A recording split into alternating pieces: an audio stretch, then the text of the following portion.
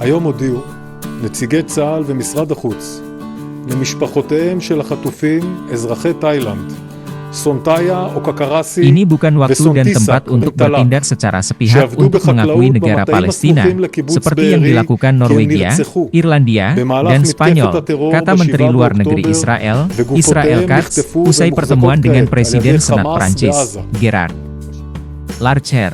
היום הודיעו נציגי צה"ל ומשרד החוץ למשפחותיהם של החטופים אזרחי תאילנד, סונטאיה או קקרסי וסונטיסק טלק, שעבדו בחקלאות במטעים הסמוכים לקיבוץ בארי, כי הם נרצחו במהלך מתקפת הטרור ב-7 באוקטובר, וגופותיהם נחטפו ומוחזקות כעת על ידי חמאס בעזה.